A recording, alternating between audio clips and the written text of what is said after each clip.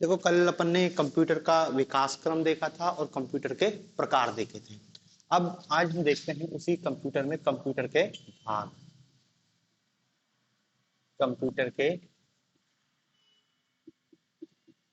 भाग कंप्यूटर के भाग कह लो या कंप्यूटर के पार्ट कह लो कि तो कंप्यूटर में उसमें हमको क्या क्या दिखाई देता है।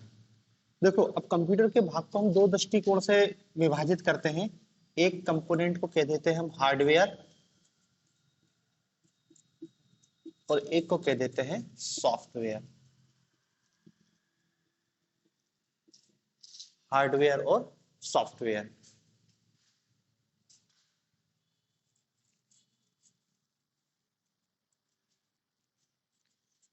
Hardware component and software component.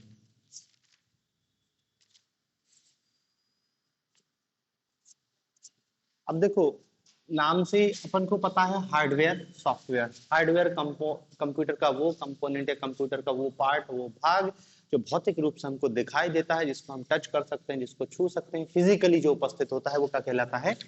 Hardware. Simple सी परिभाषा है कंप्यूटर के। हार्डवेयर कंपोनेंट क्या होते हैं? जिसको हम भौतिक रूप से देख सकते हैं। भौतिक जो भी दिखाई दे रहा है उसका, आपको मॉनिटर दिखाई दे रहा है, आपको सीपीयू दिखाई दे रहा है, कीबोर्ड दिखाई दे रहा है, प्रिंटर दिखाई दे रहा है, माउस दिखाई दे रहा है, ये सब हार्डवेयर कंपोनेंट के अंतर्गत आते हैं। ये हार्डवेयर कंपोनेंट को भी दो कैटेगरी में बांट देते हैं। एक को कह देते हैं इनपुट डिवाइस। इनपुट डिवाइस और एक को कह देते हैं आउटपुट डिवाइस। इनपुट डिवाइस और आउटपुट डिवाइस। इनपुट यूनिट कह लो, आउटपुट यूनिट कह लो, इनपुट डिवाइस, आउटपुट डिवाइस। और चाहो तो एक तीसरी कैटेगरी भी बना सकते हो हार्डवेयर की, जिसको हम कह देते हैं प्रोसेसर यूनिट या प्रोसेसर डिवाइस। है हार्डवेयर का कंपोनेंट। और बाकी फिर क्या है? वो जिसको हम देख नहीं सकते, मतलब फिजिकल रूप से छू नहीं सकते, वो सब उसका क्या है? सॉफ्टवेयर कंपोनेंट कहलाता है, या सॉफ्टवेयर डिवाइस के अंतर्गत हम उसको शामिल करते हैं। उसको हम सॉफ्टवेयर कहते हैं कि नाम से स्पष्ट है कि नियमों, क्रियाओं, एप्लीकेशन, उसके समूह को हम क्या है? सॉफ्टवेयर कहते हैं। ऑपरेटिंग सिस्टम आएगा उसमें, विभिन्न टाइप की एप्लीकेशंस आएंगी, सारी चीजों वो सॉफ्टवेयर के अंतर्गत आएगा। तो देखो आपसे कोई परिभाषा नहीं पूछता है, फ्री के हिसाब से परिभाषा नहीं है। परिभाषा पूछे तो भी बहुत सरल है कि भैया फिजिकल कंपोनेंट है। जो यहाँ पे हमको पेपर में बस यही क्वेश्चन पूछता है कि निम्नलिखित में से कौन सा हार्डवेयर है, कौन सा सॉफ्टवेयर है। निम्नलिखित में से कौन सा इनपुट डिवाइस के अंतर्गत आता है और कौन सा आउटपुट डिवाइस के अंतर्गत आता है। या फिर ज्यादा से ज्यादा ये पूछ लेता है कि इस इनपुट डिवाइस में ये काम क्या करती है, इसमें होता क्या है। देखो बिल्कुल बेसिक है, मतलब कंप्यूटर की एबीसीडी है ये, लेकिन इसी से क्वेश्चन आता है और यही नहीं बनता है। मतलब वो इतना सरल ही क्वेश्चन पूछता है कि निम्नलिखित में से कौन सी आउटपुट डिवाइस है, आउटपुट यूनिट के अंतर्गत आती है। तो कोई जब दूसरा व्यक्ति इस क्वेश्चन को पढ़ता है तो वो कहता है कि क्या बच्चों टाइप क्वेश्चन पूछ रहे हैं, लेकिन वही नहीं बनता। ठीक है ना? इसलिए आपको पता है, अच्छी बात है, लेकिन क्या है, एक एक कंपोनेंट को बारीकी से देखना है। क्योंकि अब देखो ऐसा तो हुई नहीं कि जिस किसी ने कंप्यूटर को ना देखा हो। आज के समय में इतना तो कोई पिछड़ा है नहीं कि कंप्यूटर ना देखा हो या कंप्यूटर चलाया ना हो। अब तो लगभग हर घर में कंप्यूटर है, लैपटॉप है, कंप्यूटर नहीं है तो कीबोर्ड हजारों बार देखा होगा। कंप्यूटर का जो कीबोर्ड है, कंप्यूटर का जो माउस है, वो हजारों बार देखा होगा। लेकिन जब हम कीबोर्ड चलाते हैं तो उसकी एक एक बटन को ध्यान से थोड़ी देखते हैं। अब वो सिंपल से इसी कीबोर्ड से क्वेश्चन पूछ लेगा। अब हमको देखो वो उतने डिटेल में नहीं जाना है कि F1 क्या करती है, F2 क्या करती है। ये तो फिर कंप्यूटर के बिल्कुल बेसिक, मतलब आप कंप्यूटर चलाना जानते हो तब आपको पता होगा कि भैया F1 से क्या होता है, F2 से क्या होता है। लेकिन कम से कम ये तो पता हो कि F1 F2 की को कहते क्या है। ये क्वेश्चन पूछेगा वो पेपर में। ठीक है ना? तो मतलब रहेगा बिल्कुल सिंपल ही, लेकिन वही हमसे नहीं बनता है। ठीक है ना? तो देखो एक एक करके देखते हैं। सबसे पहले हम हार्डवेयर को देखते हैं और हार्डवेयर में हम पहले इनपुट डिवाइस और फिर आउटपुट डिवाइस को देखते हैं। ठीक है ना? तो सबसे पहले हम देखते हैं कंप्यूटर की इनपुट डिवाइस कौन कौन सी हैं। अब देखो इनपुट डिवाइस भी आपको परिभाषा समझ आएगी इनपुट डिवाइस की, कि ऐसी डिवाइस जिसके माध्यम से हम कंप्यूटर को निर्देश देते हैं या कंप्यूटर में कुछ प्रवेश कराते हैं, वो इनपुट डिवाइस कहलाती है। जैसे कीबोर्ड, आपको यदि कुछ टाइप करना है तो कीबोर्ड से टाइप होता है, कुछ लिखना है, कुछ निर्देश देना है, तो कीबोर्ड एक इनपुट यूनिट हो जाएगी। आउटपुट यूनिट सिंपल है, कंप्यूटर के जो आपने निर्देश दिया उसको प्रोसेस करके कंप्यूटर जब बाहर निकालता है, प्रिंटर, प्रिंटर से प्रिंट निकालते हैं तो प्रिंटर एक क्या हो जाएगी, आउटपुट यूनिट हो जाएगी। तो देखो नाम से स्पष्ट है, इनपुट डिवाइस और आउटपुट डिवाइस। तो हमको यही देखना है कि कौन कौन सी इनपुट डिवाइस होती है, कौन कौन सी आउटपुट डिवाइस होती है। तो देखो सबसे पहली इनपुट डिवाइस है आपका कीबोर्ड। कीबोर्ड इनपुट डिवाइस है, कीबोर्ड, ठीक है ना। पहली बात तो इस कीबोर्ड का आविष्कारक है वो है क्रिस्टोफर लैथम सोलेज।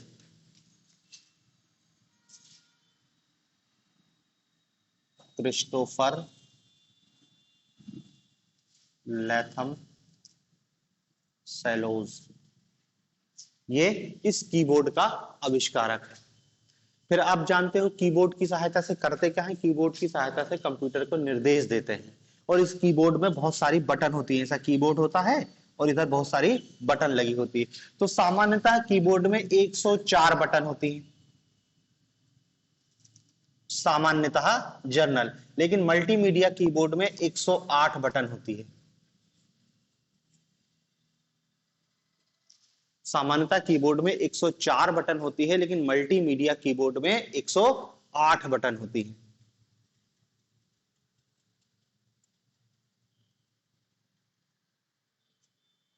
ठीक है। फिर ये जो कीबोर्ड है ये भी अलग अलग प्रकार का होता है। 3 प्रकार का कीबोर्ड हमको दिखाई देता है, 3 प्रकार का। एक होता है क्वार्टरी कीबोर्ड,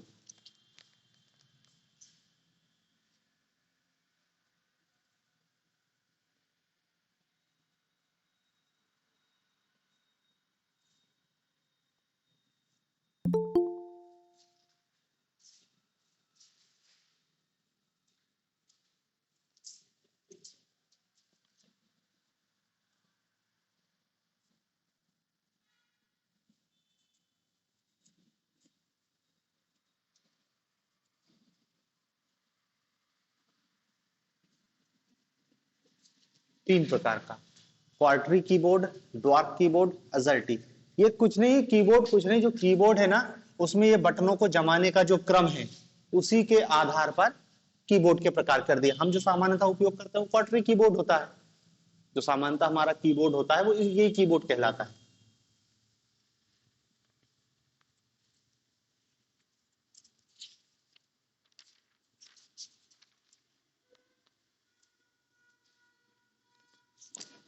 ठीक है।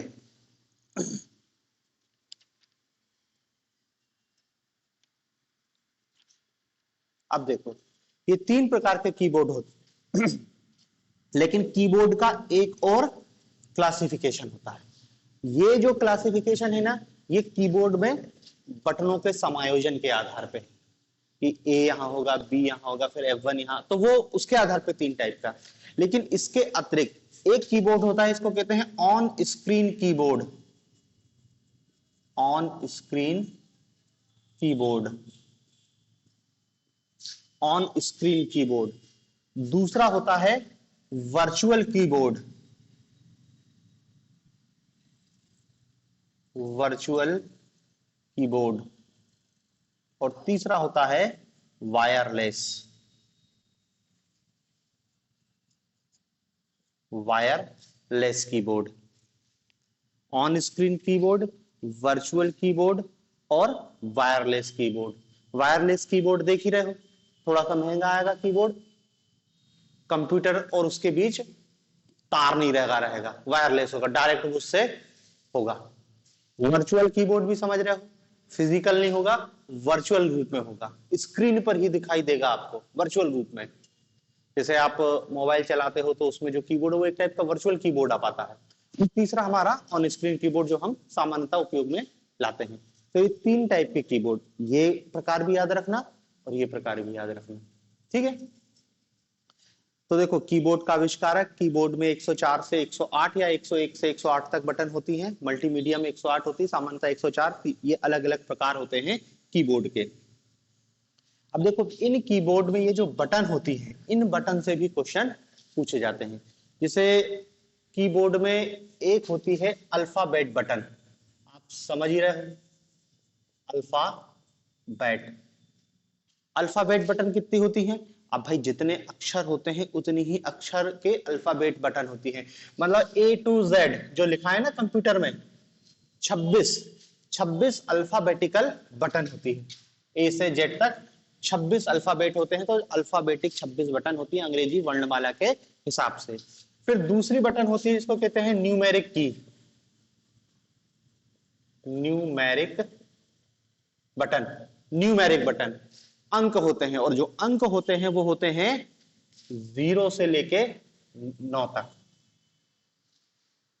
0 से 9 तक होते हैं।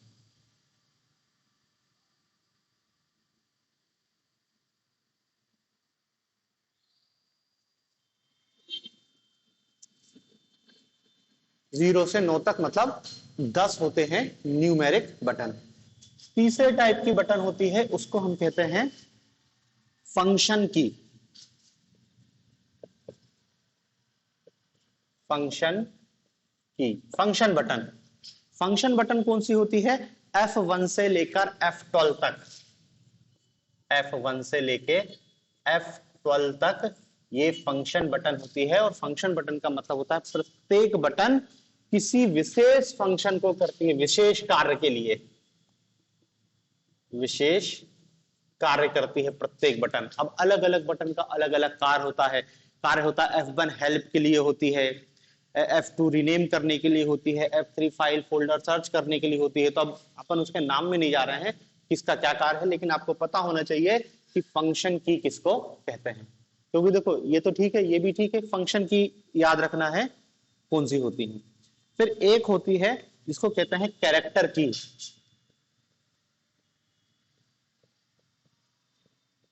कैरेक्टर बटन, कैरेक्टर की। कैरेक्टर की क्या होती है? ये भी, इसमें अंक भी लिखे रहते हैं और कुछ कैरेक्टर भी बने रहते हैं, जैसे @ बना रहता है, एंड बना रहता है, कोष्टक लगा रहता है, डॉलर का चिन्ह रहता है, हैश होता है। ये सब क्या कहलाती हैं? कैरेक्टर बटन कहलाती।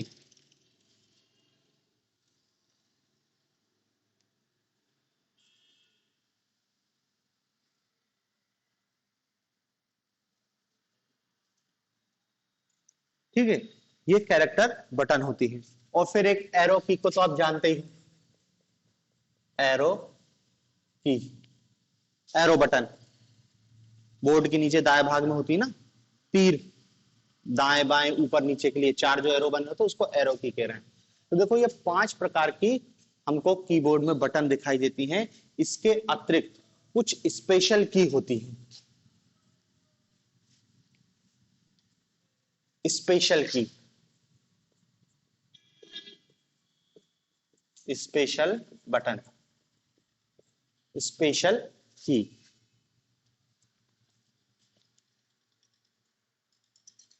बहुत सारी स्पेशल की होती है उसमें। जैसे स्पेशल की, एक आप बड़ी बटन देखते हैं जिसको हम एंटर की बटन कहते हैं, एंटर की बटन स्पेशल की के अंतर्गत आती है। एंड की, सब अलग अलग बटन है, special, and, back space, back space, space bar, delete, space bar, delete,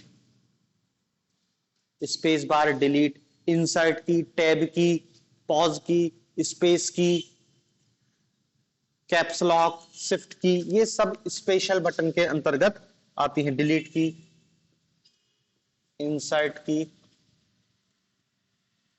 tab,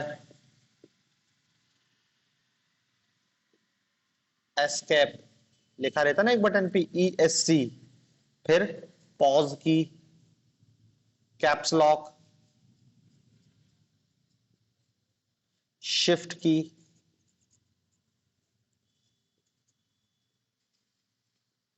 print screen की, स्क्रॉल की, ये सब स्पेशल की होती है।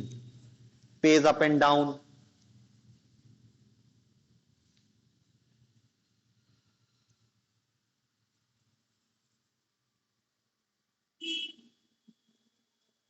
ठीक है, ये सब स्पेशल की होती है। इनके अतिरिक्त अब देखो एक दो की और बचती, एक को कहते हैं मॉडिफायर की।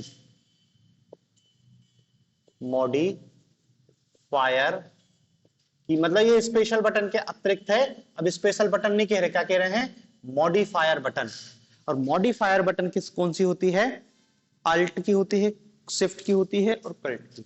ये देखना, ALT, दूसरी है CTRL और शिफ्ट। शिफ्ट है, शिफ्ट की, हाँ हाँ मॉडिफायर है। मतलब देखो मॉडिफायर की उस की को कहते हैं, इसकी परिभाषा क्या है, मॉडिफायर की उस की को कहते हैं जो किसी अन्य की के साथ उपयोग में लाई जाती। अब कंप्यूटर चलाओ तो देखो एक साथ दो बटन दबाते हैं, एक साथ तीन बटन दबाते हैं तो अलग फंक्शन हो जाता है, कॉपी करना है, पेस्ट करना है, कंप्यूटर हैंग हो गया है उसको फिर से चालू करना है, तो वो सब मॉडिफायर की का उपयोग करते हैं। मॉडिफायर की मतलब क्या है, एक से ज्यादा की का उपयोग, प्रत्येक की का उपयोग किसी दूसरी की के साथ किया जाता है तो उसको मॉडिफायर की कहते हैं। जैसे ये अल्ट, कल्टर और इसको डिलीट एक साथ दबा दो तो कंप्यूटर बंद हो जाएगा, फिर से मतलब रीस्टार्ट हो जाएगा वो। तो ये सब मॉडिफायर की के अंतर्गत आ जाएंगे। मतलब आपको याद रखना है मॉडिफायर की क्या होती है कि जब एक साथ आप एक से ज्यादा की दबा रहे हो तो वो मॉडिफायर की के अंतर्गत आती है। अब और वो अब ऐसा नहीं कि मॉडिफायर की में मतलब ABCD, मॉडिफायर की मतलब ये इस टाइप की एक साथ दबती है तब कंप्यूटर का फंक्शन होता है, ठीक है ना। तो ये होगी मॉडिफायर कुंजी। फिर एक और की होती है, इसको कहते हैं टॉगल की, टॉगल बटन, टॉगल की। टॉगल की क्या होती है, ऐसी बटन होती हैं जिनको एक बार दबाने पर ऑन और दूसरी बार दबाने पर ऑफ हो जाता है। एक बार दबाने पर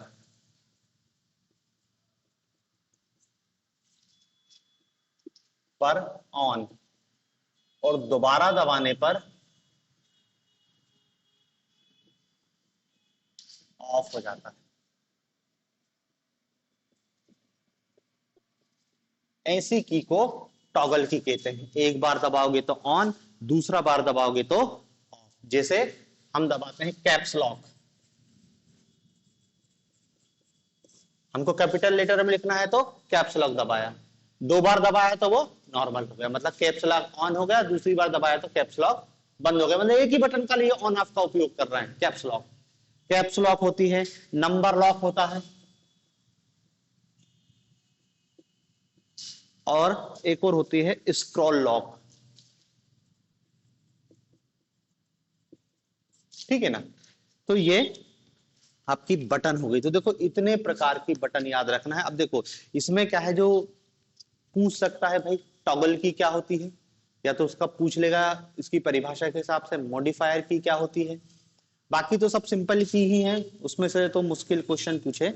बाकी ये टगल की, फंक्शन की कौन सी होती है, बिल्कुल बेसिक है लेकिन आपको पता होना चाहिए क्योंकि इसी पेपर में क्वेश्चन पूछेगा वो, ठीक है ना। तो देखो इतनी चीज हमको क्या है कीबोर्ड के अंतर्गत। कीबोर्ड एक इनपुट डिवाइस है, लेकिन इस इनपुट डिवाइस के अंतर्गत कीबोर्ड से इतने क्वेश्चन है जो पूछे जा सकते हैं। मतलब पूरा कीबोर्ड ही पढ़ लिया है, बस उतना डिटेल में नहीं पढ़ा कि भाई एग्जैक्टली पता हो कैसा क्या है, लेकिन अपने लिए इतना काफी है, ठीक है ना। और फिर एक और कीबोर्ड में एक और कीबोर्ड दिखाई देता है, इसको कहते हैं न्यूमेरिक कीबोर्ड। न्यूमेरिक कीबोर्ड ये भी उसी कीबोर्ड का हिस्सा होता है, वर्चुअल कीबोर्ड के रूप में भी ये कई बार दिखाई देता है कि जब हमको क्या है केवल नंबर को तेजी से लिखना होता है तो हम क्या है इस न्यूमेरिक कीबोर्ड का उपयोग करते हैं। हमको क्या है नंबर लिखना है बहुत जल्दी जल्दी, रोल नंबर डालना है बहुत सारे लोगों के, अकाउंट नंबर डालना है, तो न्यूमेरिक कीबोर्ड। ये वर्चुअल रूप में भी होता है, हमारे कीबोर्ड में भी होता है, तो उसको क्या है, न्यूमेरिक कोड कीबोर्ड बोल देते हैं। कि जब हमको केवल अंकों में डाटा तेजी से डालना होता है तब हम क्या कर देते हैं, उसको न्यूमेरिक कीबोर्ड कहते हैं। ठीक है ना। तो देखो हार्डवेयर यूनिट के तहत इनपुट डिवाइस में पहली डिवाइस थी कीबोर्ड, इतनी बात आपको कीबोर्ड में पता होनी चाहिए। दूसरी डिवाइस है माउस। माउस, तो देखो सबसे पहले माउस का आविष्कारक है डगलस सी इंजेलबर्ट। डगलस सी इंजेलबर्ट, डगलस सी इंजेलबर्ट इसका आविष्कारक है। माउस, माउस का पूरा नाम manually operated utility for selecting equipment.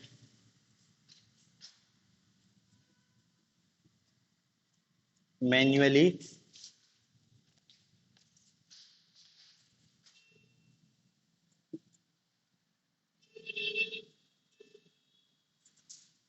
Operated, operated utility for selecting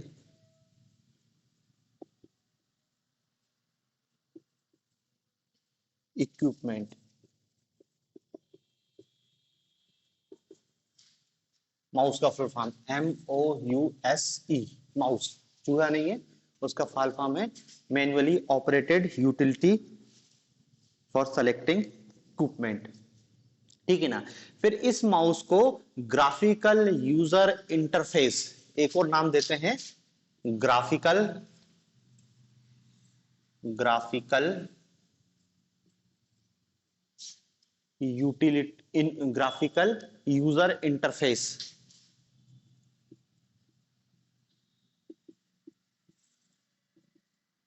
graphical user interface pointing input device, pointing input device,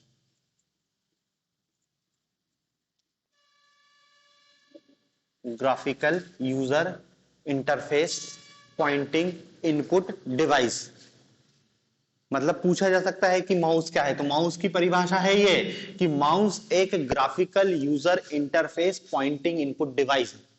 ये सही परिभाषा है माउस की, कि एक graphical user interface pointing input device है। GUI डिवाइस कह देते हैं उसको शॉर्ट में, GUI डिवाइस है माउस। ठीक है ना। Douglas B Engelbart. अब देखो माउस के संदर्भ में, भाई माउस एक पॉइंटर के रूप में उपयोग होता है, माउस क्लिक करने के लिए उपयोग में होता है, कर्सर होता है, तो ये भी एक इनपुट डिवाइस है, और इसके माध्यम से जैसे कीबोर्ड से निर्देश दिए जाते हैं उसी प्रकार माउस से भी कंप्यूटर को निर्देश दिए जाते हैं। इसमें लेफ्ट बटन होती है, राइट बटन होती है, बीच में स्क्रॉल करने की बटन होती है। लेफ्ट क्लिक से अलग फंक्शन है, राइट क्लिक से अलग फंक्शन है। स्क्रॉल जो ड्रैगिंग करना कहते हैं। तो ये माउस लेफ्ट की, राइट की, और देखो इसकी लेफ्ट और राइट की मतलब क्लिक है, लेफ्ट क्लिक से क्या होता है, राइट क्लिक से क्या होता है, क्योंकि इसकी जो बटन है वो केवल क्लिक करने जैसी ही है। तो left click, right click, left click से अलग है, राइट क्लिक से अलग है, और एक बीच में क्या है, स्क्रॉल करने की होती है, स्क्रॉल की या स्क्रॉल की। तो माउस की जो 3 टाइप की बटन हमको माउस में दिखाई देगी, माउस में कई जगह क्या है, स्क्रॉल की बीच में दिखाई नहीं देती है, तो या तो 2 बटन है या 3 बटन है, एक राइट क्लिक है, एक लेफ्ट क्लिक है, और बीच में स्क्रॉल की बटन है। अब इनका कार्य अलग अलग है। माउस में ऐसा नहीं कि लेफ्ट की सिंगल क्लिक से अलग काम होगा, डबल क्लिक से अलग काम होगा। ठीक है ना। एक बार दबा के छोड़ देना सिंगल क्लिक कहलाता है। और सिंगल क्लिक क्या करता है, देखो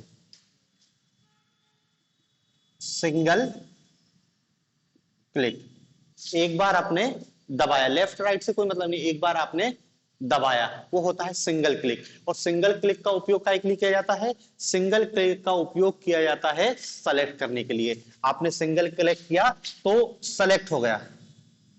सेलेक्ट मतलब जो भी आपका फाइल है, फोल्डर है, इमेज है, उस पर सिंगल क्लिक किया वो सेलेक्ट हो गया। फाइल फोल्डर आदि को सेलेक्ट करने के किया जाता है, ठीक है ना। और ये सिंगल क्लिक लेफ्ट बटन के द्वारा ही किया जाएगा, लेफ्ट बटन ही सिंगल क्लिक करती है। फिर इसी लेफ्ट बटन से ही डबल क्लिक किया जाता है, डबल क्लिक, इसी लेफ्ट बटन से डबल क्लिक किया जाता है। डबल क्लिक मतलब जल्दी जल्दी 2 बार क्लिक। और ये डबल क्लिक किस लिए किया जाता है, किसी भी फाइल को ओपन करने के लिए, ओपन करने के लिए। सिंगल क्लिक सेलेक्ट करने के लिए, डबल क्लिक क्या है, फाइल फोल्डर डॉक्यूमेंट को ओपन करने के लिए।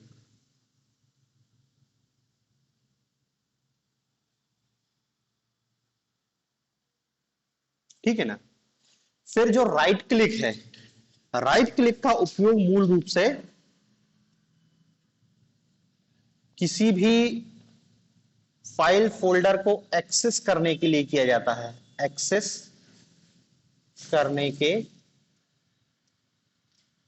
लिए, कॉपी पेस्ट के लिए, कॉपी पेस्ट प्रिंट,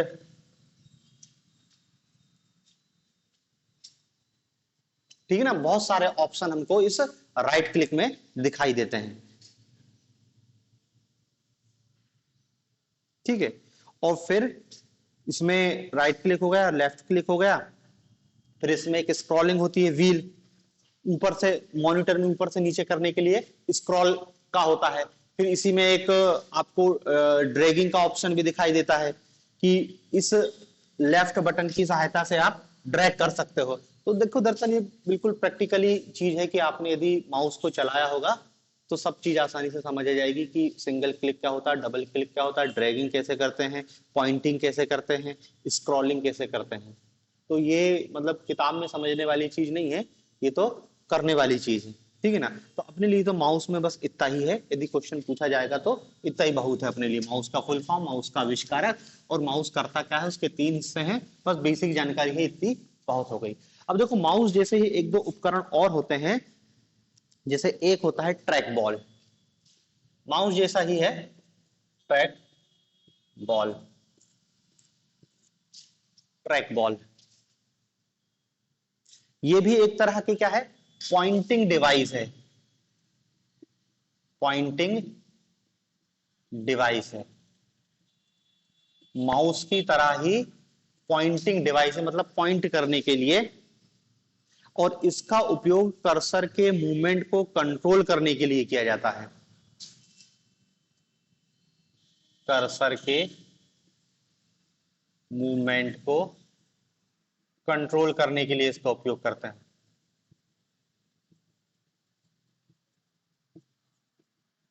ठीक है, ट्रैक बॉल माउस जैसा ही होता है, माउस की जगह वहां पे एक बॉल लगी रहती है, ऐसा है, ये बीच में इसी बॉल है, इसी बॉल बॉल से ऐसा करते हैं, ये ट्रैक बॉल कहलाता है।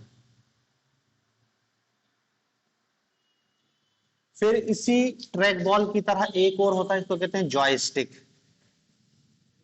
जॉय स्टिक, जॉयस्टिक ये भी एक प्रकार की पॉइंटिंग डिवाइस है, जो क्या पॉइंटिंग डिवाइस है और कर्सर को मूवमेंट और कंट्रोल करने के लिए किया जाता है। बस देखो जैसे ट्रैक बॉल में बीच में एक बॉल लगी रहती है, तो ट्रैक बॉल हो गया, इस बॉल की जगह वो क्या है, किसी डंडी टाइप का लगा दिया। गेम खेलने वाले इस जॉय स्टिक का उपयोग ज्यादा करते हैं, तो उसी को कहते हैं जॉय स्टिक। ये भी एक आउटपुट डिवाइस के अंतर्गत ही आता है, ठीक है। फिर जॉयस्टिक, ट्रैक बॉल, एक होता है इसको कहते हैं light pen, light pen, light pen ये लाइट पेन क्या होता है? ये भी पेन जैसा होता है जो ऑप्टिकल पॉइंटिंग डिवाइस है। ये क्या है? Electro optical pointing device, pointing device है, जिसका उपयोग क्या है? ड्राइंग के रूप में, ड्राइंग के लिए किया जाता है। ड्राइंग के लिए करते हैं। आजकल आप जो एडिटिंग में, ग्राफिक्स में, मेन्यू को सेलेक्ट करने में लाइट पेन का उपयोग किया जाता है। आजकल पढ़ाने में भी इसी लाइट पेन का उपयोग किया जाता है, जो डिजिटल बोर्ड होते हैं उनमें।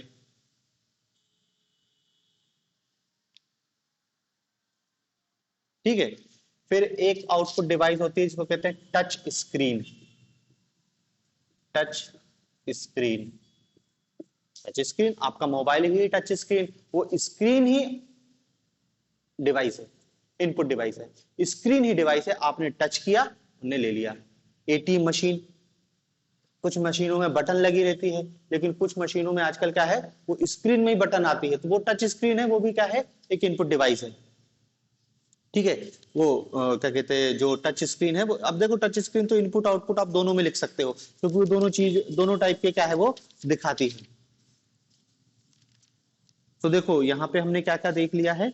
हमने सबसे पहले कीबोर्ड देखा, कीबोर्ड के बाद दूसरा माउस देखा।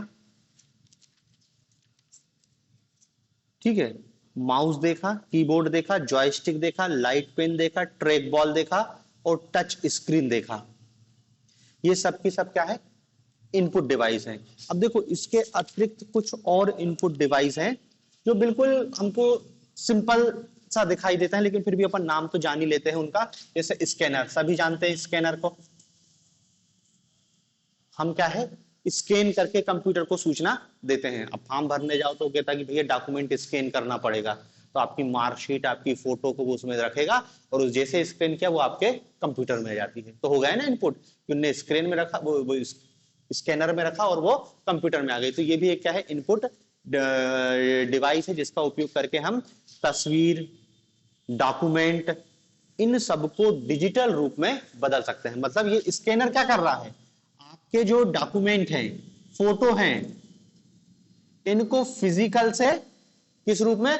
वर्चुअल रूप में बदल दे रहा है, या डिजिटल रूप में बदल दे रहा है।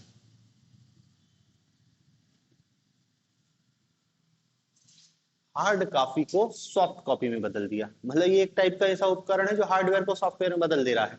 हार्डवेयर आप इसको छू सकते हैं, देख सकते हैं, हार्डवेयर है। आपकी तस्वीर है, आपकी मार्कशीट है, उसको उनने डिजिटल फॉर्म में बदल दिया, स्कैनर। प्रिंटर इसका उल्टा करेगा, आपकी सॉफ्ट कॉपी को वो हार्ड कॉपी में बदल देगा। डिजिटल था, उसका आपने प्रिंट आउट निकाल दिया, तो प्रिंटर एक आउटपुट डिवाइस हो जाएगी जो क्या काम करेगी, आपकी सॉफ्ट कॉपी को हार्ड कॉपी में बदल देगी। तो प्रिंटर और स्कैनर एक दूसरे के अपोजिट हैं। स्कैनर हो गया। Digital camera, digital camera, digital camera से कैप्चर करते हैं ना, वीडियो रिकॉर्डिंग, फोटो, इमेजेस सब कंप्यूटर में ट्रांसफर कर देते हैं हम डिजिटल कैमरे के माध्यम से। Digital camera, web camera, web camera, digital camera, web camera, और माइक्रोफोन या माइक कहते हैं इसको, माइक कह लो या माइक्रोफोन,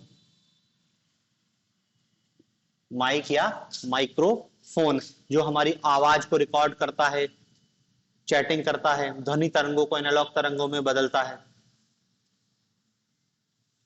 ठीक है। फिर एक और डिवाइस है इनपुट डिवाइस में, जिसका नाम है optical mark reader. Optical mark reader, optical mark reader, OMR। इसको तो आप अच्छे से जानते हो कि ये विशेष संकेतों या चिन्हों को पढ़कर उसे कंप्यूटर के योग्य बनाता है। विशेष चिन्हों या संकेतों को पढ़कर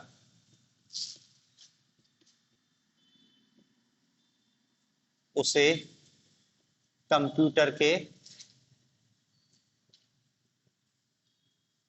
पढ़ने योग्य बनाता है, उसे कंप्यूटर के पढ़ने योग्य बनाता है, ओएमआर कहलाता है। कंप्यूटर द्वारा उपयोग योग्य बनाता है।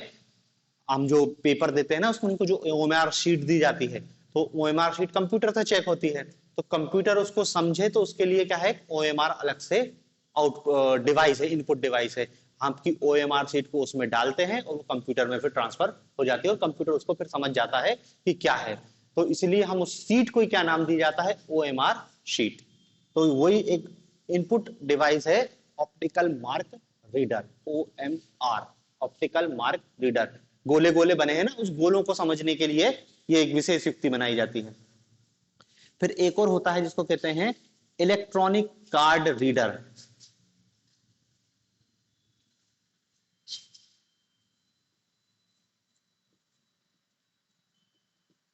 Electronic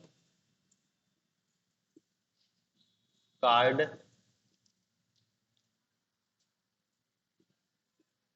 reader, electronic card reader, ECR. जो दुकानों पे स्वैपिंग मशीन होती है, आपने देखा ना, आजकल तो हर दुकानों पे ऑनलाइन ट्रांजैक्शन, आपका एटीएम जो स्वैप किया जाता है, आपका एटीएम हो या क्रेडिट कार्ड हो, जो स्वैपिंग मशीन होती है, उसी स्वैपिंग मशीन को कहते हैं इलेक्ट्रॉनिक कार्ड रीडर। क्योंकि हमारा जो एटीएम है या क्रेडिट कार्ड है, वो दरअसल उसमें क्या है, मैग्नेटिक स्ट्रिप लगी रहती है, पीछे जो काली पट्टी रहती है ना, वो मैग्नेटिक स्ट्रिप रहती है, उसी को स्वैप करते हैं और उसी को वो पढ़ता है, फिर उसी से पैसे का ट्रांसफर कराया जाता है। तो वो जो स्वैपिंग मशीन है वही कहलाती है इलेक्ट्रॉनिक कार्ड रीडर, जिसको हम सामान्यतः स्वैपिंग मशीन कहते हैं। जो प्रत्येक दुकान पे एक मशीन लगी है ना, जिससे एटीएम स्वैप करते हैं, तो स्वैपिंग मशीन कहलाती है। फिर एक और होता है bar code reader, bar code reader, bar code reader.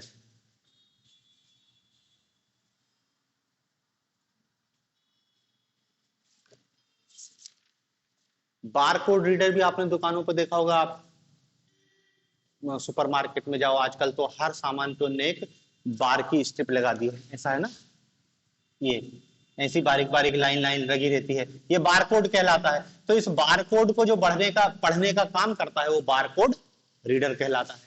वो उस मशीन को उस बारकोड पे रखता है, वो बारकोड जैसे स्कैन हुआ और उसके उसमें आ जाता है कितने का है। आप शॉपिंग मॉल में, शॉपिंग कपड़ों में भी, हर जगह, हर आजकल तो हर चीज में बारकोड लगा है। बारकोड से सीधे कंप्यूटर में उसकी पता चल जाता है कौन सा सामान है, कैसा क्या है। तो इस बारकोड को जो पढ़ने का काम करता है, वो बारकोड रीडर कहलाता है। फिर एक और होता है इसको MICR, magnetic ink character recognition, magnetic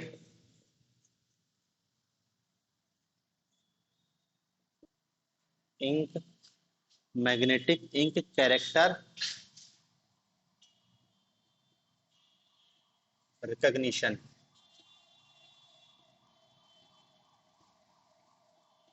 MICR, magnetic ink character recognition.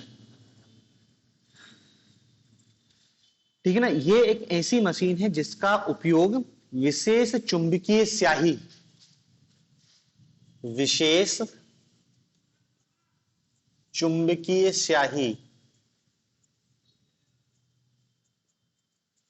और चुंबकीय स्याही के कोष्टक में लिख लेना आयरन ऑक्साइड,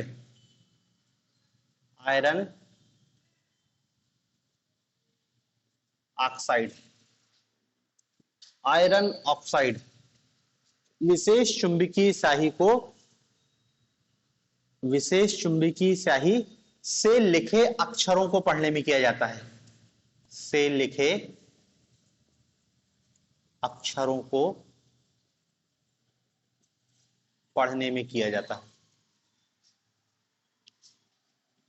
ठीक है ना, और इसका उपयोग आपका जो चेक है ना, चेक और बैंक ड्राफ्ट, इसको पढ़ने में किया जाता है। क्योंकि आजकल चेकों में भी क्या है, जो विशेष चुंबकीय स्याही आयरन ऑक्साइड्स को विशेष तरीके से अक्षरों पर लिखा जाता है, तो जो चेक और बैंक जो आपके ड्राफ्ट रहते हैं, उसको पढ़ने में किसका उपयोग किया जाता है, MICR, magnetic ink character recognition, उसी को पहचान के वो पढ़ता है। ठीक है। फिर एक और होता है speech recognition system, speech recognition system, ठीक है ना। आप कीबोर्ड के माध्यम से कंप्यूटर को निर्देश देते हो, इतनी मेहनत कौन करे।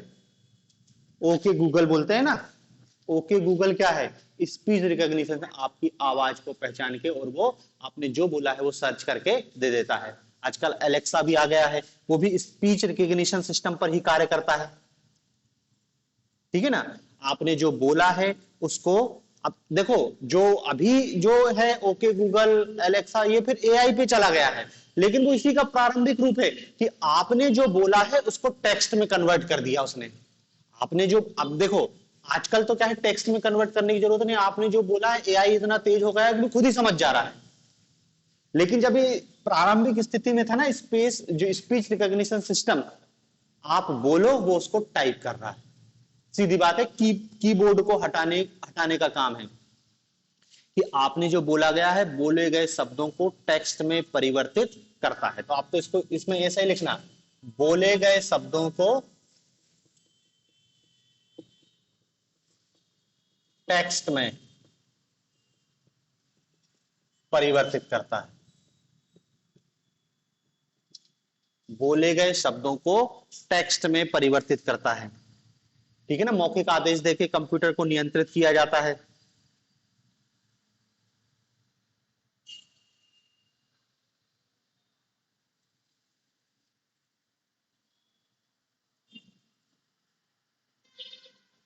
ठीक है। फिर एक और इनपुट यूनिट होती है जिसका नाम है optical character recognition, optical character recognition,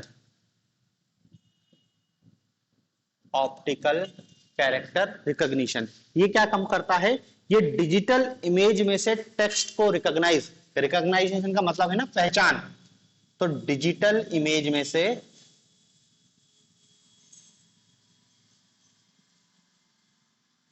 text को पहचानता है, टेक्स्ट को पहचानता है,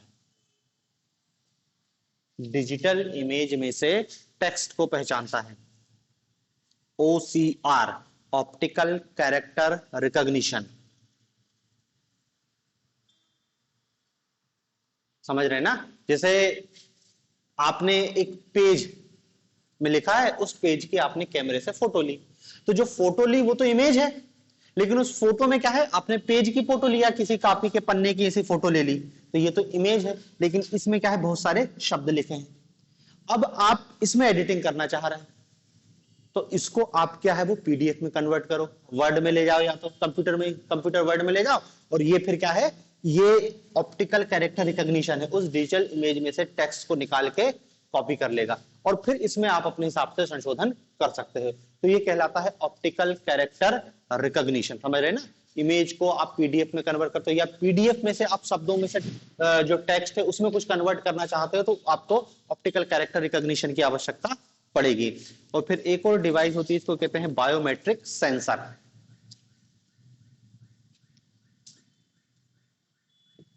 बायोमेट्रिक सेंसर,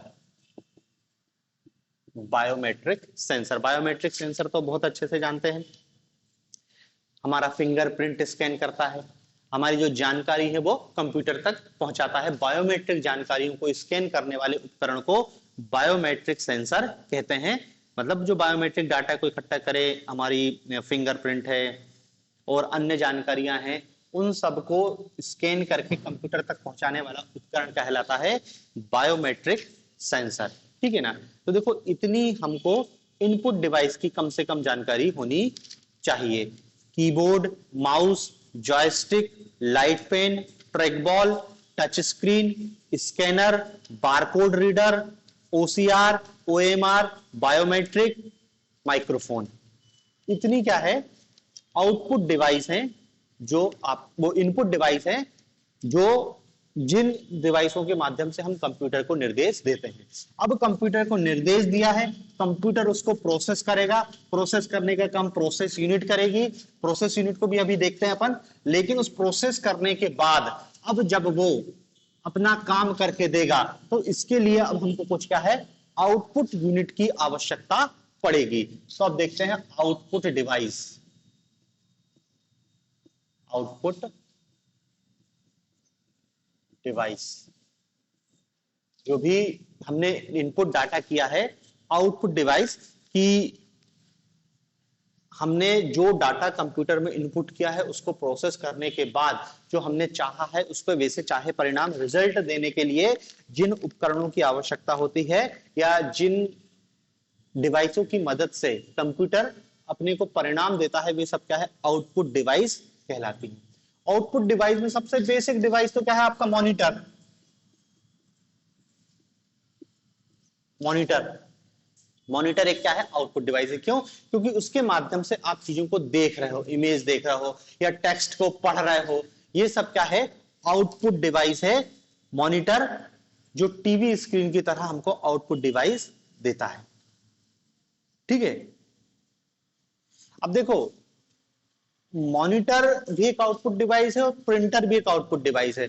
अब कई लोग उसमें भी अंतर कर देते हैं कि आउटपुट डिवाइस हमने कहा भैया सॉफ्ट कॉपी आउटपुट डिवाइस और हार्ड कॉपी आउटपुट डिवाइस। भाई ये तो सॉफ्ट कॉपी देगा, कंप्यूटर हार्ड कॉपी देगा। तो बच्चों जैसा आप समझ जाना, तो ये मॉनिटर क्या है, एक आउटपुट डिवाइस है। अब देखो ये तो सबको पता है, मॉनिटर एक आउटपुट डिवाइस है। इसमें हमको याद रखना है मॉनिटर की गुणवत्ता कैसे पता चलती है।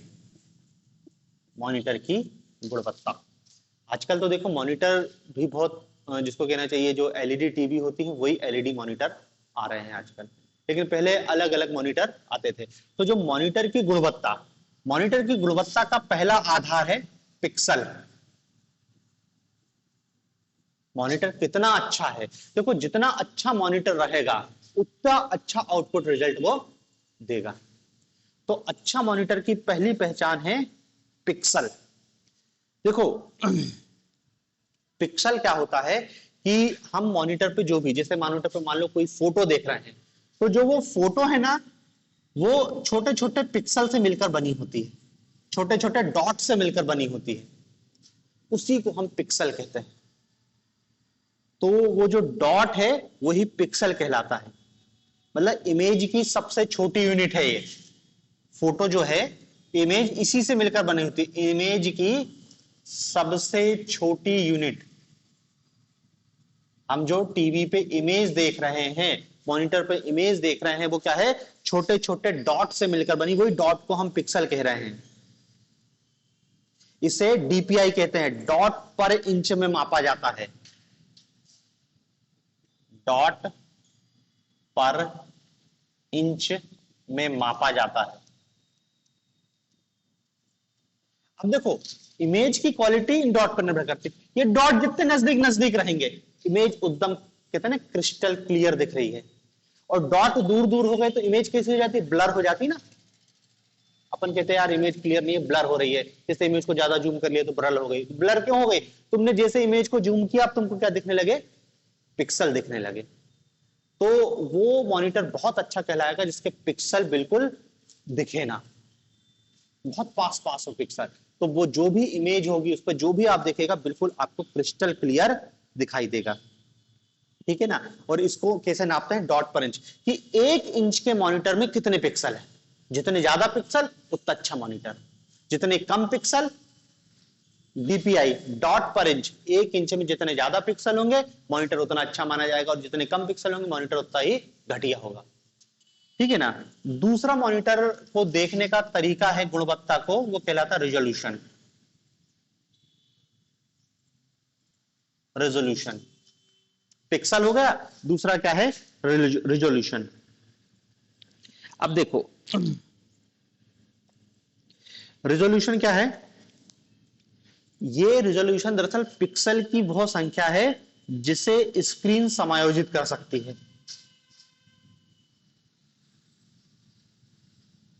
पिक्सल की वह संख्या जिसे स्क्रीन समायोजित कर सकती है।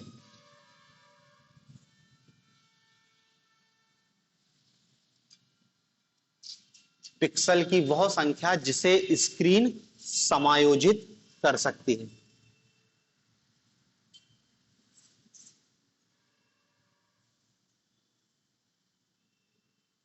मतलब जो मॉनिटर होता है, उस मॉनिटर में हॉरिजेंटल और वर्टिकल पिक्सलों की संख्या को समायोजित करना पड़ता है। जो पिक्सल है ना, इसको स्क्रीन पे हॉरिजेंटल और वर्टिकली समायोजित करना पड़ता है। तो ये जो समायोजित करने की क्षमता ही रिजोल्यूशन कहलाती है। ठीक है ना। तो रिजोल्यूशन जितना अच्छा होगा, आपको इमेज उतनी ही अच्छी दिखाई देगी। रिजोल्यूशन क्या है? पिक्सल समायोजित करने की क्षमता आपकी स्क्रीन की। तो देखो, स्क्रीन मॉनिटर की गुणवत्ता पहले पिक्सल है, दूसरा रिजोल्यूशन है, और तीसरा कहलाती है dot pitch. Dot pitch. Dot pitch क्या है? डॉट पिच है दो पिक्सलों के बीच की दूरी। दो पिक्सलों के बीच की दूरी। दो पिक्सलों के बीच की दूरी। तो स्वाभाविक सी बात है कि दूरी जितनी कम रहेगी, इमेज उतना ज्यादा क्लियर होगा। तो वो कहलाती है डॉट पिच। चौथी चीज है जिसको कहते हैं हम रिफ्रेश रेट।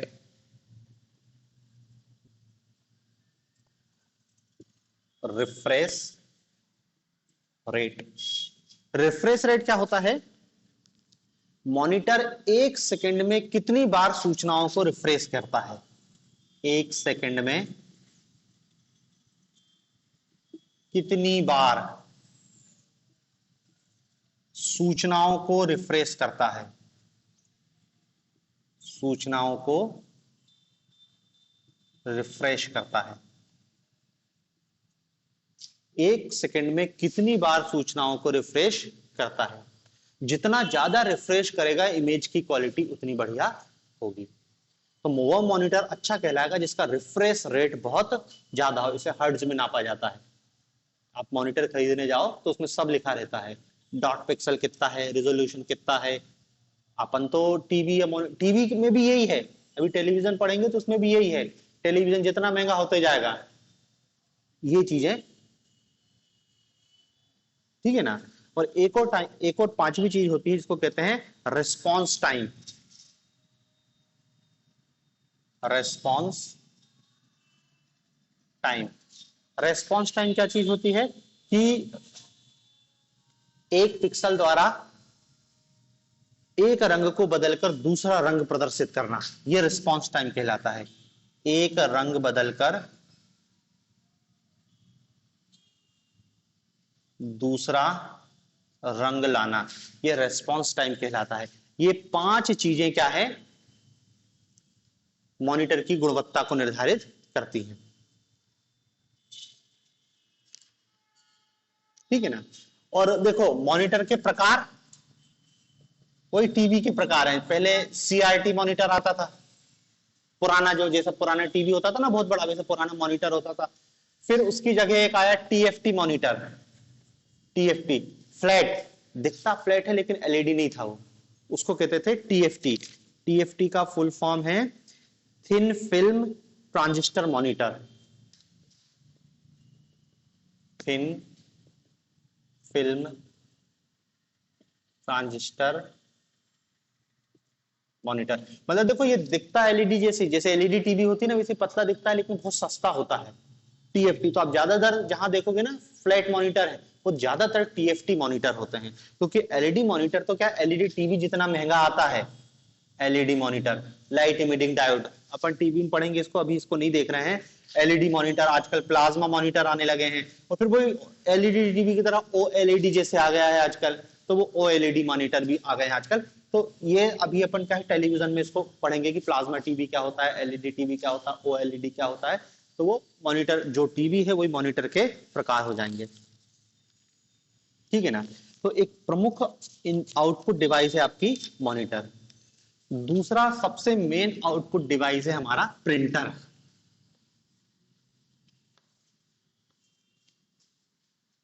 दूसरा मेन आउटपुट डिवाइस है प्रिंटर। ठीक है ना। और देखो प्रिंटर के बारे में आप जानते ही हो कि एक ऐसा आउटपुट डिवाइस है जो कंप्यूटर से जानकारी को प्राप्त करके पेज में प्रिंट करके दे देता है। उस हार्डवेयर या उस आउटपुट यूनिट को हम क्या नाम देते हैं, प्रिंटर कहते हैं। ठीक है ना। और ये एक हार्ड कॉपी हमको प्रोवाइड करता है। और प्रिंटर की जो आउटपुट क्वालिटी है ये भी डॉट पर इंच पर मापी जाती है। डॉट पर इंच, ये इसकी क्वालिटी नापी जाती है। जो हम प्रिंट निकालते हैं ना, प्रिंट का जो प्रिंट आउट है, प्रिंटर का जो प्रिंट आउट है, वो डॉट पर इंच पर उसकी क्वालिटी हम देखते हैं। हमको देखना है मूल रूप से प्रिंटर का वर्गीकरण, क्लासिफिकेशन। बहुत सारे प्रिंटर होते हैं, प्रिंटर के बहुत सारे टाइप आते हैं। प्रिंटर का जो वर्गीकरण किया गया है दो आधारों पर किया गया है। एक है प्रिंट क्षमता के आधार पर वर्गीकरण, प्रिंट क्षमता के आधार पर, प्रिंट क्षमता के आधार पर वर्गीकरण। और प्रिंट क्षमता के आधार पर देखो तीन प्रकार का हमको दिखाई देता है। एक होता है सबसे पहला कैरेक्टर प्रिंटर, कैरेक्टर प्रिंटर।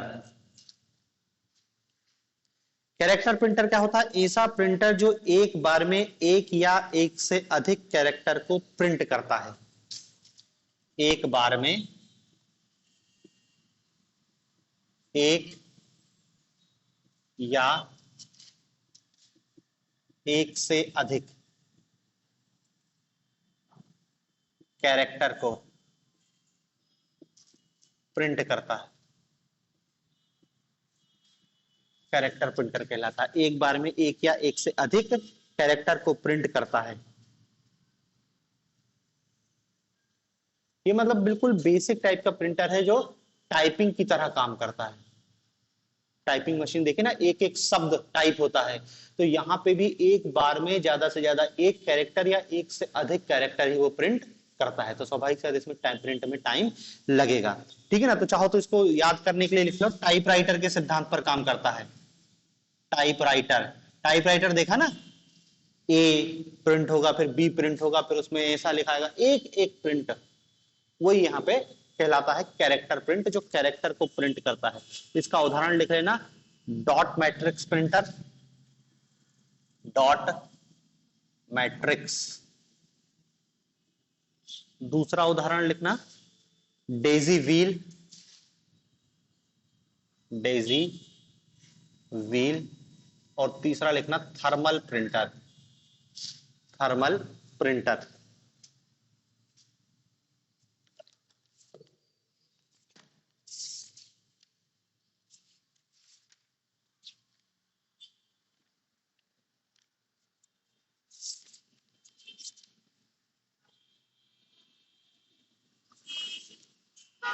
ठीक है।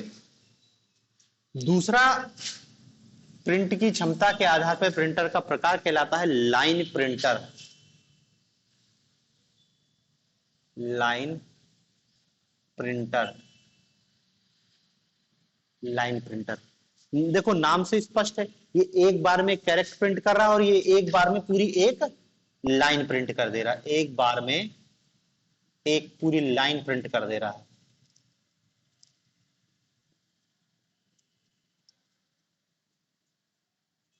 एक बार में एक लाइन को पूरी प्रिंट कर देता है, इसको हम लाइन प्रिंटर कहते हैं। इसका उदाहरण लिख लेना, ड्रम प्रिंटर और बैंड प्रिंटर, ड्रम प्रिंटर और बैंड प्रिंटर। देखो उदाहरण बहुत महत्वपूर्ण है, इन्हीं उदाहरण को याद रखना है, ड्रम प्रिंटर और बैंड प्रिंटर। अब देखो कैरेक्टर प्रिंटर, कैरेक्टर प्रिंटर की क्वालिटी देखी जाती है कि एक सेकंड में कितने कैरेक्टर प्रिंट कर रहा है, उसको हम कहते हैं कैरेक्टर पर सेकंड। इसकी जो क्वालिटी देखी जाती है कैरेक्टर पर सेकंड, सीपीएस। लाइन प्रिंटर की क्वालिटी दिखाई थी लाइन पर सेकंड, एलपीएस। समझ रहे ना, एक सेकंड में कितने प्रिंटर प्रिंट करता है वो कहलाता है कैरेक्टर पर सेकंड। इसकी क्वालिटी एक सेकंड में कितनी लाइन प्रिंट करेगा वो लाइन प्रिंटर की क्वालिटी होगी, उसको कहते हैं लाइन पर सेकंड। और तीसरा होता है page printer. Page printer, page printer क्या होता है, एक बार में पूरा पेज प्रिंट कर देता है, एक बार में पूरा पेज प्रिंट कर देता है। तो इसकी जो क्षमता कहलाएगी पेज पर सेकंड। और इसका उदाहरण लिख लेना laser printer, laser printer, laser printer.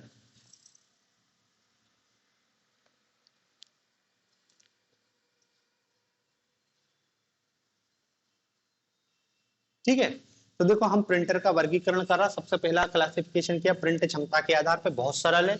एक शब्द को कैरेक्टर को प्रिंट कर रहा है, फिर एक पूरी लाइन को प्रिंट कर दे रहा है, एक पूरे पेज को प्रिंट कर दे रहा है। तो उसी के आधार पे कैरेक्टर प्रिंटर, लाइट प्रिंटर और पेज प्रिंटर। उदाहरण बस याद रखना कि कैरेक्टर प्रिंटर का उदाहरण है डॉट मैट्रिक्स, डेजी व्हील और थर्मल प्रिंटर। लाइन प्रिंटर का उदाहरण है ड्रम प्रिंटर और बैंड प्रिंटर। और पेज प्रिंटर का उदाहरण है लेजर प्रिंटर। बाकी तो देखो सरल ही, नाम से ही बस उदाहरण आपको याद रखना है। दूसरा वर्गीकरण किया जाता है प्रिंट करने के तरीके के अनुसार। दो ही वर्गीकरण है प्रिंटर के। दूसरा वर्गीकरण क्या है, प्रिंट करने के तरीके के अनुसार। प्रिंट करता कैसे, ये क्षमता कैरेक्टर पर सेकेंड, लाइन पर सेकेंड, पेज पर सेकेंड, क्षमता देख रहे हैं ना, यहां पर तरीका देखा जाएगा। तो प्रिंट करने की क्षमता के अनुसार या वो प्रिंट करने के तरीके के अनुसार हम प्रिंटर को दो कैटेगरी में बांटते हैं। एक को कहते हैं इंपैक्ट प्रिंटर,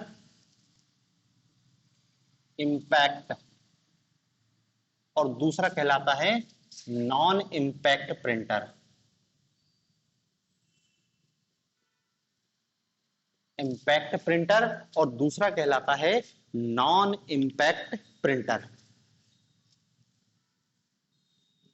अब देखो ये जो इंपैक्ट प्रिंटर है, ये इंपैक्ट प्रिंटर भी अलग अलग प्रकार का होता है। हमको सीधे यही आना है। हमको देखो ये क्वेश्चन कुछ नहीं पूछेगा प्रिंट, ये तो हम क्या है समझने के लिए, हमारे दिमाग में बिठाने के लिए ऐसा क्लासिफिकेशन कर रहे हैं। इंपैक्ट प्रिंटर, इंपैक्ट प्रिंटर भी चार प्रकार का होता है। पहला एक होता है, इसको कहते हैं डॉट मैट्रिक्स।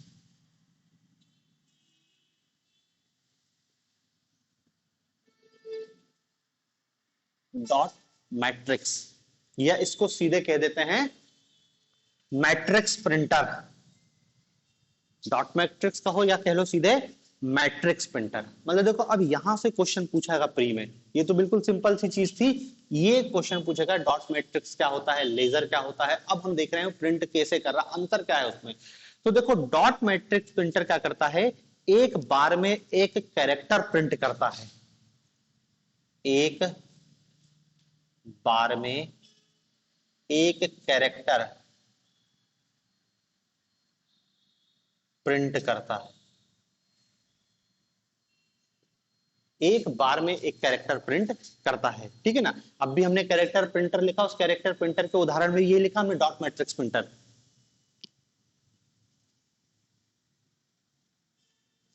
और कैरेक्टर प्रिंटर्स में क्या लिखा था, ये टाइपराइटर के सिद्धांत पर काम करता है, एक एक कैरेक्टर टाइप होगा।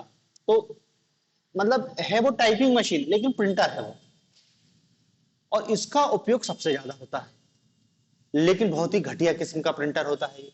एक तो बहुत धीरे वर्क करता है, आवाज बहुत करता है, धीरे वर्क करता है, आवाज बहुत करता है, लेकिन फिर भी सबसे ज्यादा उपयोग में लाते हैं।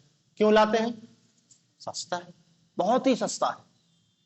इसलिए आप रिजर्वेशन कराने जाओ तो यदि कभी रिजर्वेशन कराने गए हो या फिर पोस्ट ऑफिस जाओ, वहां पे आपने रजिस्ट्री की है, तो वो जब रसीद देता है तो वो देखो चू चू की आवाज करता है और प्रिंट करता है।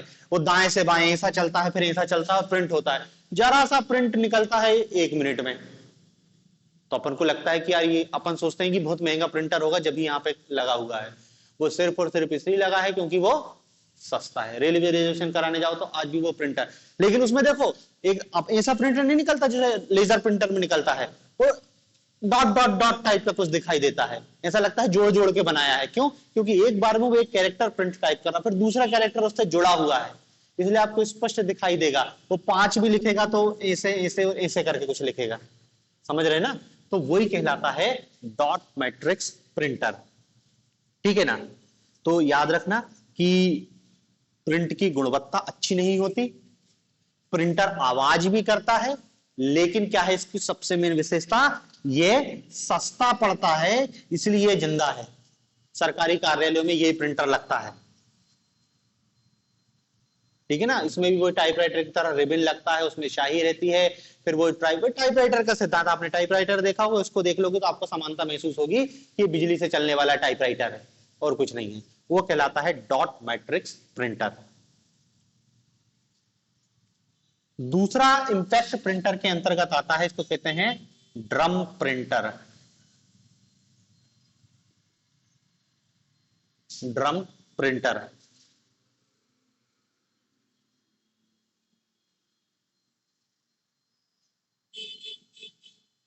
ठीक है ना? अब देखो ड्रम प्रिंटर ड्रम की आकृति का है ये प्रिंटर, इसलिए ड्रम प्रिंटर कहलाता है। इसमें क्या है, जो ड्रम बनी रहती है उस ड्रम में बहुत सारे इलेक्ट्रॉनिक जो कहते हैं कैरेक्टर उभरे रहते हैं। बहुत सारे इलेक्ट्रॉनिक कैरेक्टर उभरे होते हैं। एक इलेक्ट्रिक ड्रम रहती है जिसमें कैरेक्टर उभरे रहते हैं, और उस ड्रम को बहुत तेज स्पीड से घुमाया जाता है, और मैग्नेटिक रूप से चलने वाला एक हैमर उस पर टच होते जाता है, टच होते जाता है और प्रिंट होते जाता है। तो इसको कहते हैं हम ड्रम प्रिंटर। ठीक है ना? ड्रम प्रिंटर तेज गति से आवाज करता है और ये महंगा होता है। ठीक है ना? ड्रम की आकृति होती है, चलता तेज है, लेकिन ये भी आवाज करता है। तेज गति से चलता है, ड्रम की आकृति होती है और आवाज करता है।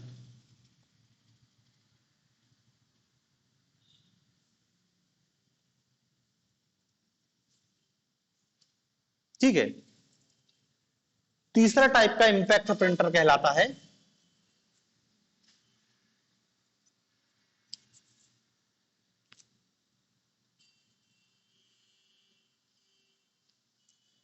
जिसको हम कहते हैं लाइन प्रिंटर। वो सॉरी, डेजी व्हील प्रिंटर। एक और होता है Daisy wheel, Daisy wheel printer, Daisy wheel printer. ये डेजी व्हील कैसा होता है, सॉलिड फॉन्ट वाला फिल्टर प्रिंटर होता है। सॉलिड फॉन्ट वाला प्रिंटर। इसकी स्पीड कम होती है, स्पीड कम होती है, लेकिन क्वालिटी बढ़िया होती है। क्वालिटी सबसे अच्छी होती है डेजी व्हील प्रिंटर की। बहुत धीमे प्रिंट करता है, लेकिन जो प्रिंट करता है उसकी क्वालिटी बहुत अच्छी होती है। इसलिए इसका उपयोग पत्र पत्रिकाओं को छापने में, क्योंकि उसमें क्या इमेज आना, हीरो हीरोइन की इमेज आना है, तो जितनी अच्छी इमेज रहेगी आदमी उतनी अच्छी पत्रिका को खरीदेगा ना। तो इसलिए यहां पर क्या है, डेजी व्हील प्रिंटर का उपयोग किया जाता है। इसको लेटर क्वालिटी प्रिंटर कहते हैं, क्योंकि यह पत्र पत्रिकाओं के प्रिंटर में उपयोग किया जाता है। पत्र पत्रिकाओं को प्रिंट करने के लिए इसका उपयोग किया जाता है। इंपैक्ट प्रिंटर है ये भी। और चौथे प्रकार का इंपैक्ट प्रिंटर होता है line printer. Line printer, line printer जानते हो, ये बहुत तीव्र गति से कम प्रिंट करने वाला प्रिंट है। एक बार में एक लाइन प्रिंट कर देता है, और इसके प्रिंट गति करने की जो गति है वो 300 से 3000 लाइन प्रति मिनट होती है। 300 से 3000 लाइन प्रति मिनट लाइन प्रिंटर की बहुत तेज गति से प्रिंट करने वाला प्रयोग होता है। और ये बड़े स्तर पर, बड़े बड़े औद्योगिक इकाइयों में पेपर छप रहे हो भाई, 3000 शब्द प्रति मिनट, समझ रहे ना कितनी स्पीड है। तो बड़े स्तर पर लाइन प्रिंटर का उपयोग किया जाता है। ठीक है ना? अब देखो ये सब इंपैक्ट प्रिंटर है, समझ रहे ना? इंपैक्ट प्रिंटर क्यों कहला रहे हैं? इंपैक्ट, कागज पर दबाव, जैसे टाइपराइटर, टाइपराइटर में कागज पर चोट पड़ती है तब प्रिंट होता है, तो यहां पे भी वही है, वो किसी ना किसी रूप में चोट पड़ रही है कागज पर, इसलिए कह रहे हैं इंपैक्ट लगा रहा है वो, कि कागज है, कागज पे ए लिखा तो ए टाइपराइटर में आके कागज पर लगता है ना, तो बस इसलिए इन सबको इंपैक्ट। नॉन इंपैक्ट प्रिंटर क्या होता है, कागज और उसके बीच कोई संपर्क नहीं होता है, इंपैक्ट चोट नहीं पड़ रही कागज पे, तो नॉन इंपैक्ट प्रिंटर ऐसे प्रिंटर कहलाते हैं जिसमें कागज और प्रिंटर के बीच कोई संपर्क नहीं होता। प्रिंट हेड, उसको प्रिंटर नहीं कहना चाहिए, प्रिंट हेड मतलब जो हैमर कह लो उसको प्रिंट हेड कह लो, जो प्रिंट करता है, प्रिंट हेड, हैमर और कागज के बीच कोई संपर्क नहीं होता है, ऐसे प्रिंटर को हम कहते हैं नॉन इंपैक्ट प्रिंटर। और देखो नॉन इंपैक्ट प्रिंटर भी अलग अलग प्रकार के होते हैं, इसमें एक होता है इंक जेट प्रिंटर, कहीं लिख दे रहा हूं मैं, पहला है ink jet, ink jet printer, यह नॉन इंपैक्ट प्रिंटर है और इसका उपयोग रंगीन प्रिंटिंग के लिए किया जाता है, रंगीन प्रिंटिंग के लिए,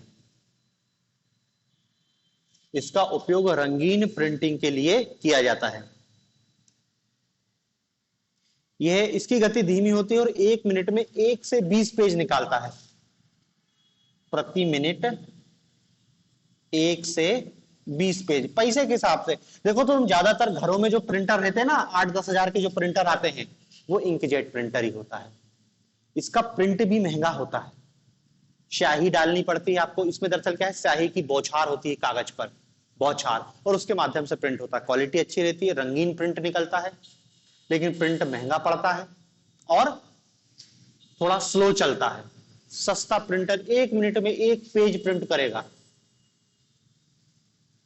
समझ रहे ना, आप दुकान खोल लिए तुमने इसको लाके, 1 मिनट लग रहा है 1 पेज प्रिंट होने में, लेकिन रंगीन निकलता है। तो ये घरों में ज्यादातर क्या है, इंकजेट प्रिंटर ही उपयोग करता है क्योंकि थोड़ा सा सस्ता आ जाता है ये। दूसरा नॉन इंपैक्ट प्रिंटर होता है लेजर प्रिंटर, लेजर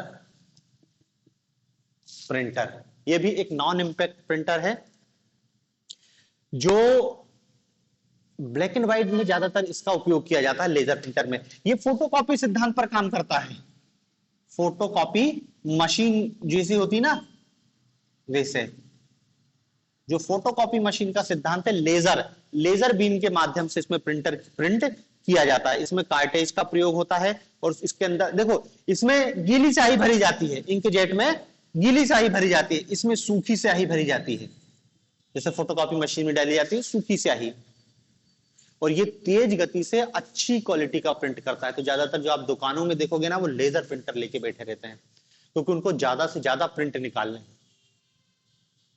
इसकी लागत भी बहुत कम है, प्रति प्रिंट की लागत बहुत कम हो जाती है।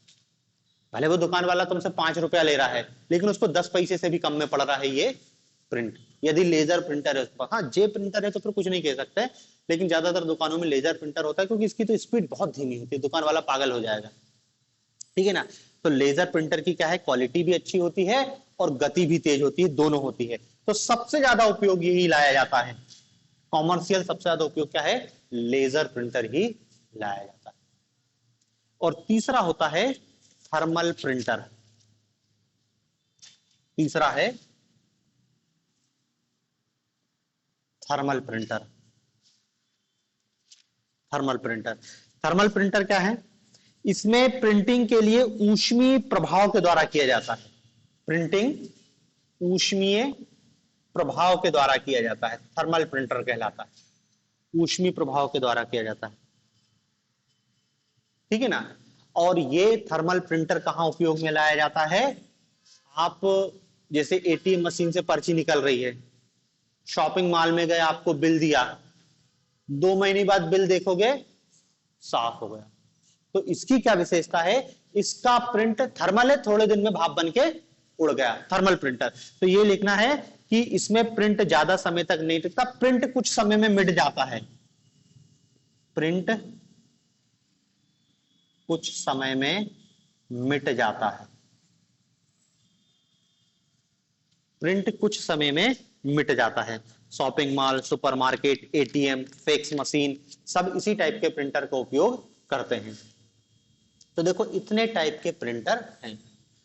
देखने में थोड़ा बड़ा लग रहा है, लेकिन आपको बस नाम नाम याद रखना है। एक एक विशेषताएं आपके दिमाग में होनी चाहिए कि लेजर प्रिंटर कैसा है, कौन उपयोग कर रहा है, थर्मल क्या है, इंकजेट क्या है, इंपैक्ट क्या है, नॉन इंपैक्ट क्या है, क्षमता के आधार पे क्या है, कार्य करने के तरीके के आधार पे क्या है। ठीक है ना। तो देखो प्रिंटर एक बहुत महत्वपूर्ण आउटपुट डिवाइस है।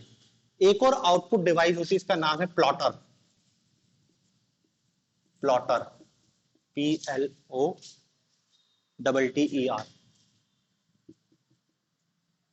प्लॉटर। ये भी एक क्या है, प्रिंटर ही है। ये भी आपको हार्ड कॉपी देगा, लेकिन हम इसको प्लॉटर क्यों कह रहे हैं?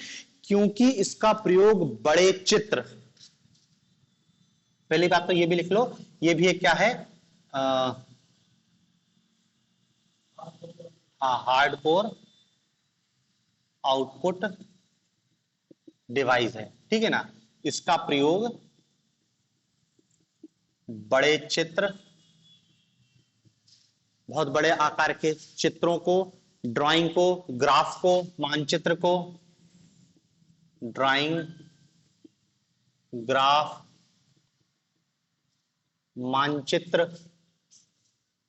आदि को प्रिंट करने के लिए किया जाता है। इससे आप 3D प्रिंट भी निकाल सकते हो, 3D प्रिंट भी निकाल सकते हो।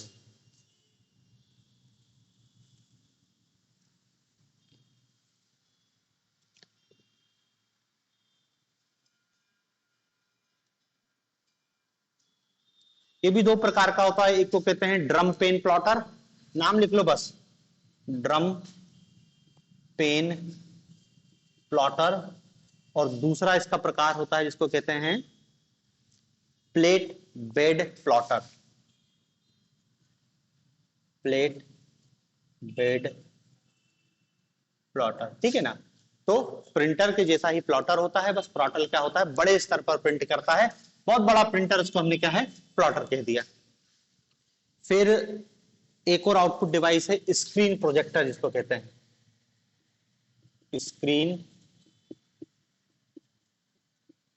प्रोजेक्टर।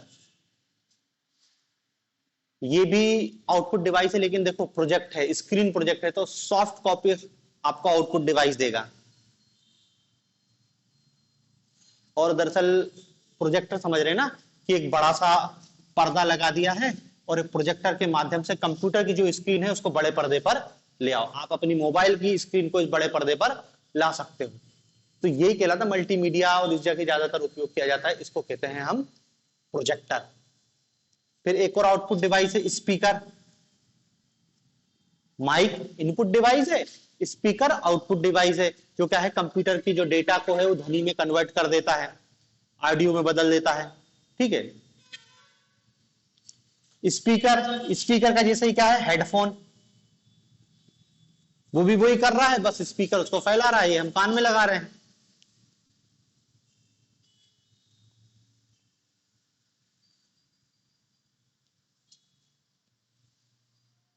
ठीक है ना। तो देखो ये आपकी इतनी इनपुट डिवाइस है और इतनी आउटपुट डिवाइस है, इनके सारे के नाम और आपको प्रयोग याद रखने हैं। अब देखो कुछ डिवाइस ऐसी है जो कॉमन है, ये आप इनपुट, ये आपकी आउटपुट, ये इनपुट है, ये आपकी आउटपुट है। इनपुट में हमने क्या देख लिया, keyboard, mouse, joystick, tracker, mic, और भी बहुत सारी चीज देखी थी। आउटपुट पे हमने क्या देख लिया, प्रिंटर, मॉनिटर, ये सब हमारी क्या है, आउटपुट डिवाइस है। प्लॉटर। इसके अतिरिक्त कुछ डिवाइस ऐसी होती हैं जो इनपुट आउटपुट दोनों का काम करती है, जैसे टच स्क्रीन। टच स्क्रीन, आपका मोबाइल टच स्क्रीन है, आप उससे टच करके इनपुट निर्देश दे भी रहे हैं, और वो मॉनिटर का भी काम कर रहा है, आपको आउटपुट दिखा भी रहा है। तो जो टच स्क्रीन है वो इनपुट आउटपुट दोनों डिवाइस कहलाती है। फैक्स मशीन, फैक्स ये भी इनपुट आउटपुट दोनों का काम करती है, निर्देश देती भी है और निर्देश लेती भी है। और तीसरी कॉमन डिवाइस उसको कहते हैं मॉडेम। मॉडेम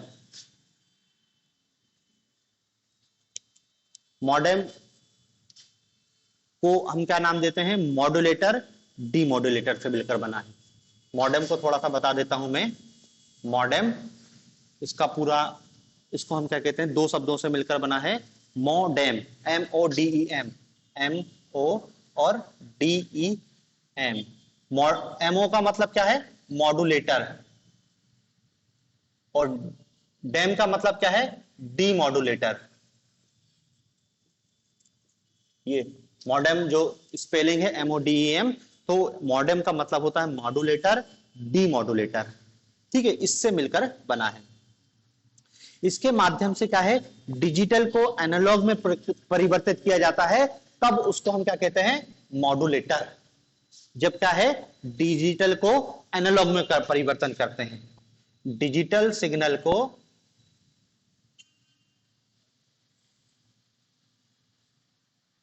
एनालॉग में परिवर्तित करते हैं,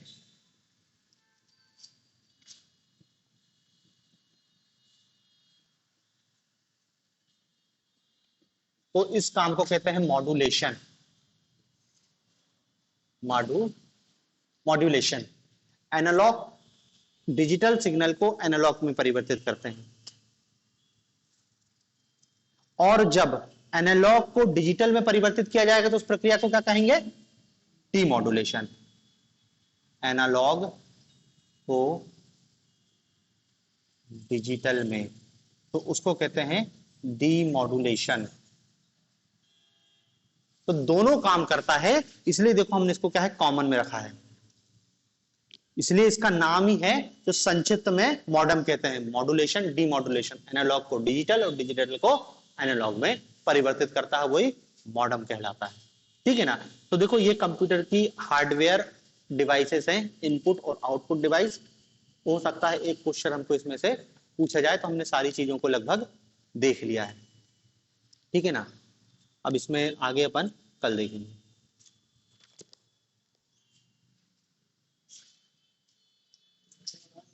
हाँ